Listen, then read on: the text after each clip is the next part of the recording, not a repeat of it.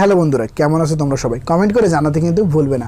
আমরা যে ফোনটি নিয়ে আজকে কথা বলবো সেটা হচ্ছে ভিভোর একটি বাজেট ফোন। ফোনটি খুব শীঘ্রই আমরা দেখতে পাচ্ছি মার্কেটে এবং ফোনটির নাম হচ্ছে ভিভো y200 ফোনটি আমরা যে ডিজাইনটি দেখতে পাচ্ছি খুব প্রিমিয়াম ডিজাইন আমরা ফোনটির দিকে খেয়াল করছি এবং ভিভো V29 যে সিরিজটি রয়েছে সেই সিরিজের মতো কিন্তু আমরা এই ফোনটিতে ওয়াটার লাইট দেখতে পাচ্ছি এবং ক্যামেরা সেকশন, ডিসপ্লে, চিপসেট সব কিছুই কিন্তু আমরা দুর্দান্ত খেয়াল করছি। তো বন্ধুরা দেখা যাক আমরা ফোনটির বক্স ওপেন করলে কী পেতে পারি। প্রথমেই আমরা বক্সটি ওপেন করলে কিন্তু আকর্ষণীয় ফোনটি দেখতে পাবো। ফোনটির কালার কিন্তু দুটি রয়েছে, তো এটি হচ্ছে ডিজার্ট গোল্ড কালার এবং অন্য যে কালারটি রয়েছে সেটা হচ্ছে গ্রিন কালার। তারপরে আমরা কিন্তু ট্রান্সপারেন্ট কেস দেখতে পাবো, ডকুমেন্টেশন রয়েছে, type A to type C port আমরা দেখতে পাবো, অর্থাৎ কেবল রয়েছে, সিম ইজেক্টর রয়েছে। এরপরে আমরা দেখতে পাবো 44 ওয়াটের একটি অ্যাডাপ্টার এবং এটা কিন্তু খুব ভালো ফাস্ট চার্জিং কিন্তু সাপোর্ট করছে। ফোনটির ডিজাইন ও বিল্ড কোয়ালিটির কথা বলতে গেলে ফোনটি প্রিমিয়াম ডিজাইন আমরা দেখতে পাচ্ছি এবং বক্সি ডিজাইন আমরা খেয়াল করছি। এখানে পিছনে আমরা কিন্তু গ্লাস ফিনিশ দেখতে পাবো, যেটা খুবই প্রিমিয়ামনেস কিন্তু আমাদের ফিল দেবে। তাছাড়া ফোনটিতে ব্যাক সাইডে দুটি ক্যামেরা, একটি ফ্ল্যাশ ও একটি ওয়াটার লাইট আমরা দেখতে পাবো। আর যেমনটা আমরা কিন্তু বক্সি ডিজাইনের ফোনগুলো দেখতে পারি সেরকমই শেপ এবং ফোনটি কিন্তু যথারীতি একটু স্লিমও আমরা খেয়াল করছি। তো খুব হ্যান্ডি ফিল কিন্তু ফোনটি আমাদেরকে দিয়ে থাকবে। ফোনটির ডিসপ্লের কথা বলতে গেলে আমরা ফোনটিতে কিন্তু একটি ফ্ল্যাট ডিসপ্লে দেখতে পাচ্ছি, যেটা হচ্ছে 6.67 ইঞ্চির 120 হার্টজ রিফ্রেশ রেটের E4 অ্যামোলেড ডিসপ্লে। এবং বন্ধুরা ফোনটির মাল্টিমিডিয়ার যদি আমরা কথা বলি সেক্ষেত্রে আমরা ইউটিউবে কিন্তু 1080p 60 fps ভিডিও দেখতে পারবো। এক্ষেত্রে আমরা কিন্তু 4K সাপোর্ট পাচ্ছি না এবং ফোনটির যে কন্ট্রাস্ট, কালার টোন সব কিন্তু আমরা দুর্দান্তভাবে খেয়াল করবো। আউটডোর ইনডোরে খুব ভালোভাবে কিন্তু আমাদের সার্ভিস দিয়ে থাকবে। ফোনটিতে রয়েছে 800 নিটসের পিক ব্রাইটনেস, যেটা কিন্তু খুবই ভালো এবং মনে হচ্ছে যে 800 নিটস যে আমরা যেটা লেখা মাধ্যমে যেটা দেখতে পাচ্ছি বা রিটেন হিসেবে তার থেকে কিন্তু আমরা বেশি আলো এখানে খেয়াল করছি। তো 800 নিটসের পিক ব্রাইটনেস রয়েছে, তবে একটি প্রবলেম হচ্ছে ফোনটি কিন্তু ডুয়েল স্টোরেজ স্পিকার নয়, সিঙ্গেল স্পিকার বা মনো স্পিকার দেওয়া রয়েছে। তবে কিন্তু হ্যাঁ, মনো স্পিকার হওয়া সত্ত্বেও কিন্তু ফোনটি অনেক লাউড সাউন্ড আমাদেরকে প্রদান করছে এবং ফোনটিতে সেন্সর হিসেবে ইন ডিসপ্লে ফিঙ্গারপ্রিন্ট এবং ফেস আনলক দেওয়া থাকবে। এবার আসা যাক বন্ধুরা ফোনটির আকর্ষণীয় ক্যামেরার দিকে।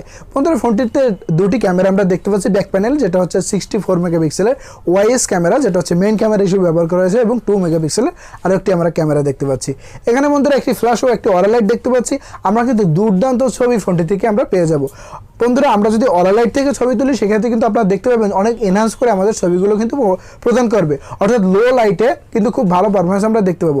তাছাড়া ভিডিও রেকর্ডিং করতে পারলে আমরা কিন্তু 1080pতে ফোনটি থেকে ভিডিও রেকর্ডিং করতে পারবো। তবে হ্যাঁ, ওয়াই সিস্টেম থাকায় কিন্তু আমরা ফোনটি থেকে স্টেবল ছবি এবং ভিডিও কিন্তু পেয়ে যাবো। সেখানে আমাদের কিন্তু শেকি ওয়েভ থাকবে না। আমরা হেঁটে ভিডিও করি বা দৌড়ে ভিডিও করি, আমরা কিন্তু তুলনামূলক স্টেবল ভিডিও বা ছবি কিন্তু ফোনটি থেকে পেয়ে যাবো। এবং ফোনটি থেকে খেয়াল করলে 16 মেগাপিক্সেলের সেলফি ক্যামেরা দেওয়া রয়েছে, যেটা খুব ভালো এবং প্রিমিয়াম ছবি কিন্তু আমাদেরকে দিচ্ছে। ফোনটিতে চিপসেট হিসেবে কিন্তু এই বাজেটে খুব ভালো একটি চিপসেট ব্যবহার করা হয়েছে। ফোনটিতে আমরা দেখতে পাবো কোয়ালকম স্ন্যাপড্রাগন 4 Gen 1 এই চিপসেটটি। সেক্ষেত্রে আমরা কিন্তু একটি ভেরিয়েন্ট পেয়ে যাবো 8/256GB এর। আন্তর্মার্ক চেক করলে বন্ধুরা এখানে আমরা 4,20,000-এর কাছাকাছি আন্তর্মার্ক পেয়ে যাবো।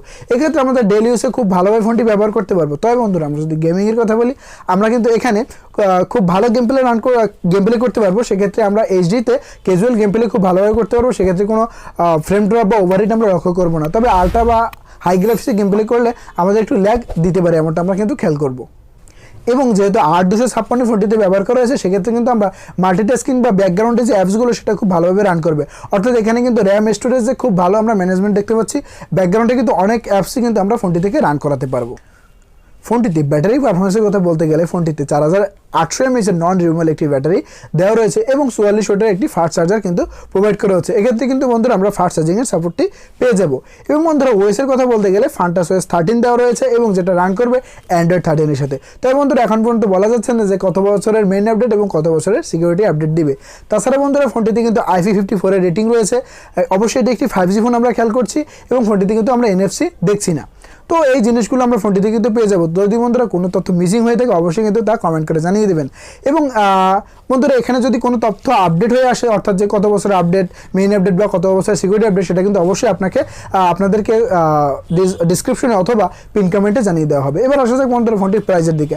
আমরা কিন্তু ইন্ডিয়ান মার্কেটে ফোনটি 22,000 দেখতে পাচ্ছি এবং এক্ষেত্রে সর্বোচ্চ 2,500-এর মতো কিন্তু আমরা অফার দেখতে পারি। এবং বাংলাদেশের কথা বলে আমরা ফোনটি বাংলাদেশে এখন পর্যন্ত অ্যাভেলেবেল পাচ্ছি না।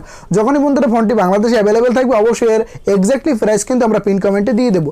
এবং বন্ধুরা যদি আমরা আনঅফিসিয়াল খেয়াল করতে যাই বা ফোনটি আমরা বাংলাদেশে দেখি, প্রথম অবস্থায় 27 থেকে 30,000 কিন্তু ফোনটি আমরা এই দামে লক্ষ্য করতে পারি। বন্ধুরা অবশ্যই কমেন্ট করে জানিয়ে দেবেন যে ভিডিওটি আপনাদের কেমন লেগেছে। এবং হ্যাঁ, আমরা আসছি নতুন ভিডিও নিয়ে খুব শীঘ্রই। ততদিন ভালো থাকবেন এবং সুস্থ থাকবেন। ধন্যবাদ।